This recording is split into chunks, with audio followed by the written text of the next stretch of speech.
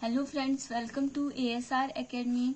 Friends, इस video में हम रीजनिंग का बहुत ही इम्पोर्टेंट टॉपिक डिस्कस करेंगे जिसका नाम है फाइंड मिसिंग नंबर, लुप्त पदों की संख्या ज्ञात करना। ये फ्रेंड्स टॉपिक तो बहुत ही इजी है। अगर इसे हम लोग अच्छे से पढ़े रहे तो एग्जाम में इससे क्वेश्चन आए तो हम बहुत ही आसानी से कर सकते हैं। आइए देखते हैं कि इसमें किस किस टाइप के क्वेश्चन पूछे जाते हैं, किस किस तरह के क्वेश्चन एग्जाम में आ सकते हैं। तो बेसिकली इसमें 3 तरह के क्वेश्चन पूछे जाते हैं इन्हीं पर आधारित, जैसे गुणन एवं योग पर आधारित।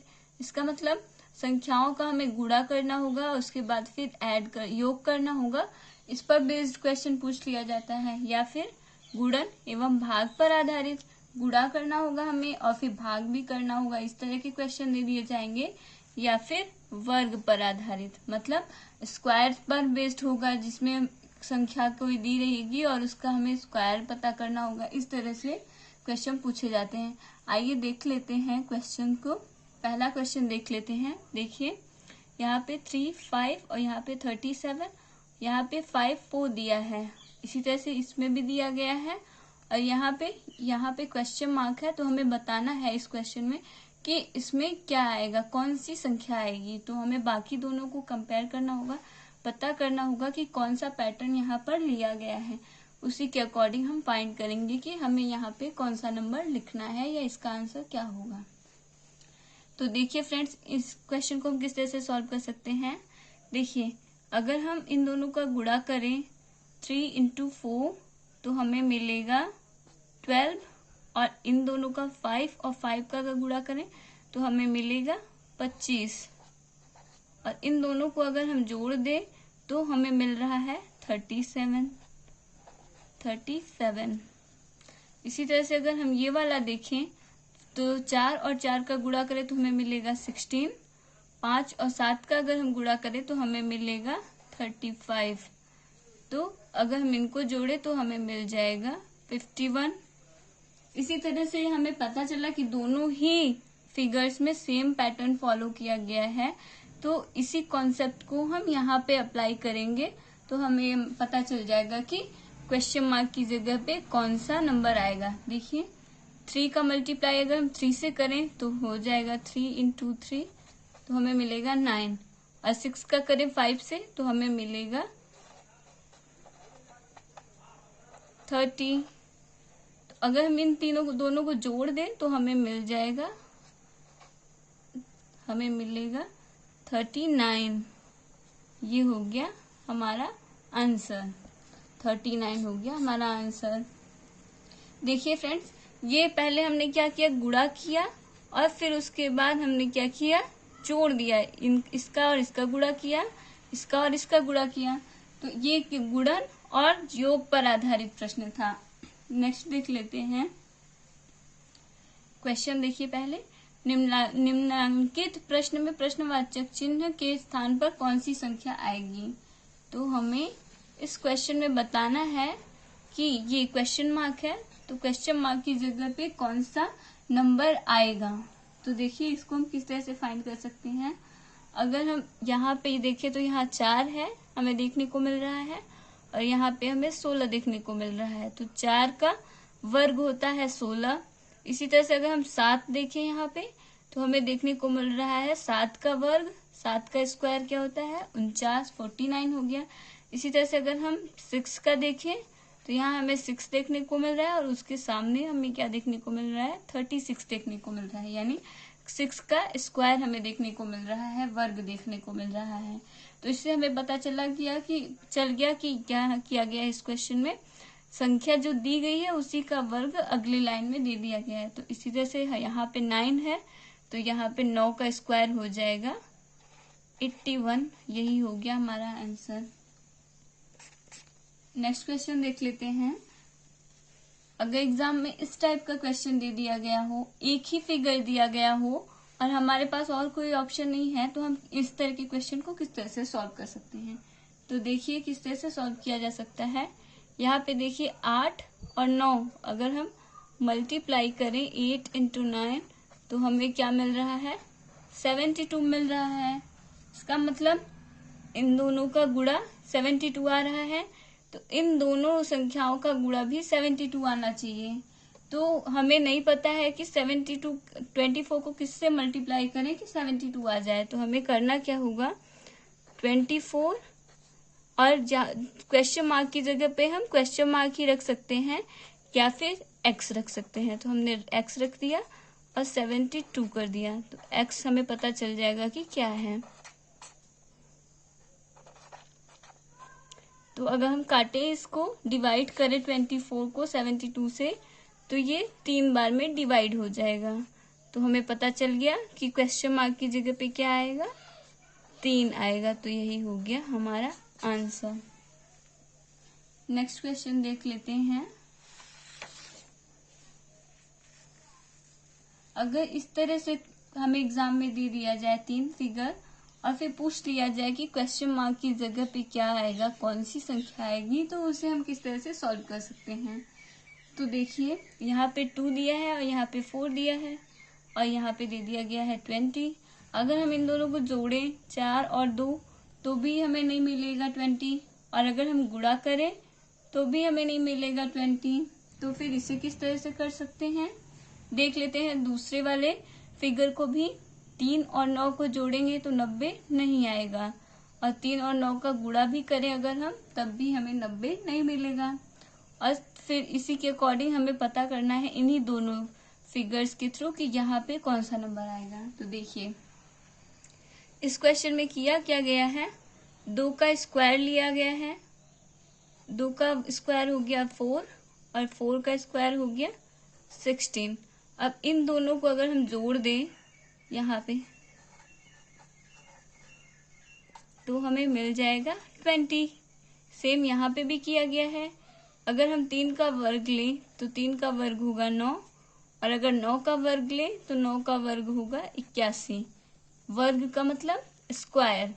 3 इंटू 3 अगर करेंगे तो हमें 9 मिलेगा, 9 इंटू 9 करेंगे तो हमें 81 मिलेगा। और अगर हम इन दोनों को जोड़ दें 81 प्लस 9, तो हमें क्या मिल जाएगा, हमें मिलेगा 90। इसी तरह से हम यहाँ पर भी पता कर सकते हैं कि क्वेश्चन मार्क की जगह पे कौन सा नंबर आएगा। देखिए, अगर हम 1 का स्क्वायर करें तो 1 का स्क्वायर तो 1 ही होता है, और 7 का स्क्वायर अगर करें तो होगा 49 होगा 7 का स्क्वायर। तो अगर हम इन दोनों को जोड़े 49 और फिर प्लस 1 कर दे अगर, तो हमें मिलेगी संख्या 50। यही हो गया हमारा आंसर। नेक्स्ट देख लेते हैं। अगर इस तरह से हमें दिया गया हो एग्जाम में फिगर, तो इस तरह से हम कैसे फाइंड कर सकते हैं कि क्वेश्चन मार्क की जगह पे कौन सी संख्या आएगी। तो देखिए किस तरह से हम फाइंड कर सकते हैं। अगर हम इनको जोड़े 5 3 8 और 4 12 13 14 हो रहा है, लेकिन यहाँ पे नंबर क्या दिया गया है, 26 दिया गया है। इस वाले भी फिगर को अगर हम काउंट करें तो हमें 62 नहीं मिलेगा। इसका मतलब हम जोड़कर इसका आंसर नहीं ले आ सकते। तो देखिए किस तरह से हम इसका आंसर ले आ सकते हैं। इसमें किया क्या गया है, इन दोनों को मल्टीप्लाई किया गया है। 5 का मल्टीप्लाई जब हम 4 से करेंगे तो हमें मिलेगा 20। 5 का गुणा 4 पे करने पे हमें 20 मिला, और 2 का गुणा अगर हम 3 से करें तो हमें मिलेगा 6। इन दोनों को अगर हम जोड़ दें तो हमें मिल रहा है 26। देखते हैं क्या यही सेम पैटर्न इस वाले फिगर में भी फॉलो कर रहा है। तो देखिए, 8 इंटू 4 करेंगे अगर हम तो हमें मिलेगा 32, और 5 इंटू 6 करेंगे अगर तो हमें मिलेगा 30। इन दोनों को अगर हम जोड़ेंगे तो हमें 62 मिल रहा है। इसका मतलब कि हमें करना क्या होगा, आमने सामने की संख्याओं का गुणा करना होगा और फिर दोनों को जोड़ देंगे तो हमें पता चल जाएगा कि यहाँ पे क्वेश्चन मार्क की जगह पे कौन सा नंबर आएगा। तो देखिए, ये वाला हम फाइंड करते हैं किस तरह से कर सकते हैं। तो देखिए, अगर हम 8 का मल्टीप्लाई 3 से करें तो हमें मिलेगा 24, और अगर हम 5 का 7 से करें तो हमें मिलेगा 35। तो इसका हो जाएगा, अगर हम इनको ऐड कर देंगे तो हमें मिल गया 59। ये हो गया हमारा आंसर। क्वेश्चन मार्क की जगह पे कौन सा नंबर आएगा? तो क्वेश्चन मार्क की जगह पे आएगा 59। नेक्स्ट क्वेश्चन देख लेते हैं। अगर इस तरह से हमें फिगर दिया गया हो तो हम इस तरह के फिगर में कैसे फाइंड करें कि क्वेश्चन मार्क की जगह पे कौन सा नंबर आएगा। जैसे यहाँ पे दिया है 5, 4, यहाँ पे दिया है 20 और यहाँ पे दिया है 9। इसी तरह दूसरे वाले फिगर में 3, 8 दिया है, 24 दिया है, 11 दिया है। और हमें पता क्या करना है, 9 और 4 दिया है, 13 भी दिया है। लेकिन यहाँ पे क्वेश्चन मार्क में हमें पता करना है कि कौन सी संख्या आएगी क्वेश्चन मार्क की जगह पे। देखिए इस तरह के क्वेश्चन को हम किस तरह से सॉल्व कर सकते हैं। तो देखिए अगर हम इन दोनों को जोड़ें 5 + 4 तो हमें 9 मिल रहा है। और 5 और 4 का अगर हम मल्टीप्लाई करें, 5 और 4 का अगर हम गुणा करें तो हमें मिल रहा है 20। इसका मतलब इसमें किया क्या गया है, पहले इन दोनों का जोड़ यहाँ इस साइड में लिखा गया है और इन दोनों का गुणा करके जो गुणनफल मिल रहा है वो इस साइड लिखा गया है। इसी तरह से देखते हैं दूसरे वाले फिगर में, क्या दूसरे वाले फिगर में भी यही कॉन्सेप्ट है। तो देखिए अगर हम 8 और 3 को जोड़ें तो हमें 11 मिलेगा। और 8 का गुणा अगर हम करें 3 से, 8 को 3 से मल्टीप्लाई अगर करें तो हमें 24 मिल रहा है। इसका मतलब इसी तरह से हम तीसरे वाले फिगर को भी सॉल्व कर सकते हैं। तो देखिए कैसे, 9 और 4 को अगर हम ऐड करें तो हमें 13 मिलेगा। और 9 का 4 से मल्टीप्लाई करें अगर हम तो हमें मिलेगा 36। यही हो गया हमारा आंसर। नेक्स्ट क्वेश्चन देख लेते हैं। इस तरह से हमें अगर दिया गया हो एग्जाम में फिगर तो हम किस तरह से सॉल्व कर सकते हैं।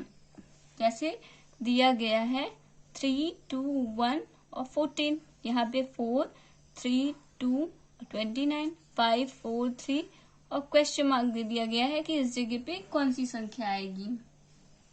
तो देखिए अगर इस तरह के क्वेश्चन हमें एग्जाम में देखने को मिले तो हम इनको किस तरह से सॉल्व कर सकते हैं।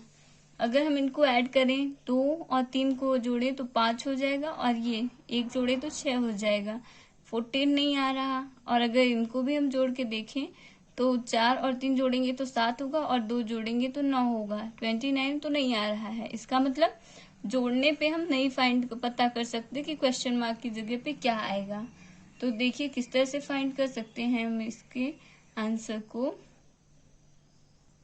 तो देखिए किस तरह से हम फाइंड कर सकते हैं। जैसे अगर हम इनको जोड़ रहे हैं तो हमें नहीं मिल रहा है इसका आंसर, तो फिर हम इसका स्क्वायर अगर करके जोड़ें तो क्या इसका आंसर मिलेगा। तो देखिए अगर 3 का स्क्वायर करें, 3 का वर्ग अगर हम करें तो हमें मिलेगा 9। और 2 का वर्ग अगर हम करें तो हमें मिलेगा 4। और 1 का अगर हम वर्ग करें, 1 का अगर स्क्वायर करें तो हमें मिलेगा 1। इनको अगर हम जोड़ दें तो हमें मिल जाएगा 14।